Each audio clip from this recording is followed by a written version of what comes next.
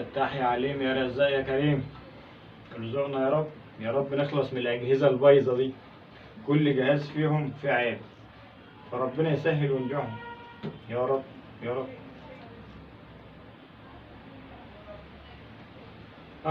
ده في زبون جاي اهو، في زبون جاي. السلام عليكم.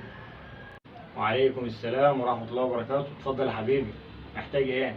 انا عايز اشتري موبايل بس يكون حلو، يعني موبايل حلو كده وسعره كويس. كل الموبايلات دي مش هتلاقي زيها في السوق.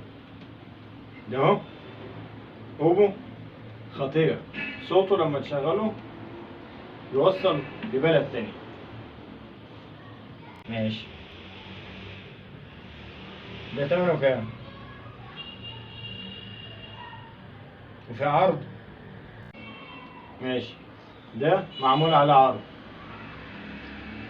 قبل العرض 3500، جوه العرض 3450. ايه ده العرض 50 جنيه؟ لا العرض ده ما يتفوتش. اه طبعا، ده انا محتاجه. طب ما تاخده انت، بس ما يغلاش عليك، ده بتاعك يا باشا. تمام؟ ماشي تمام، انا هاخده منك. ماشي، اتفضل. شكرا. الفلوس تمام. ماشي، سلام عليكم. الحمد لله، خلصنا من جهاز. ربنا يسهل ونخلص الأجهزة الباقية، اللي سماعته بايظة واللي ما بيشحنش واللي صوته مش شغال. ربنا يسهل، ابعت يا رب.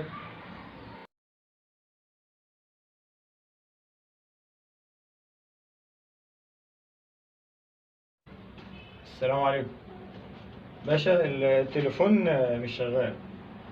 إيه، بشغل نغمة أو الموسيقى، السماعة بايظة. ماله؟ ما تعليه. أنا عايز أرجعه. شكرا، أنا مش عايز الجهاز، شكرا. أنا ما برجعش حاجة، مفيش هنا ترجيع. اشتكيلي. أنت خدت فاتورة؟ طيب وأنت اللي ما خدتش فاتورة، أنت ما خدتش حاجة من عندي، أنت شاريه من بره. يلا. إيه يا عم، طب بتزعل إيه؟ إيه؟ خلاص يا عم ماشيين. خد.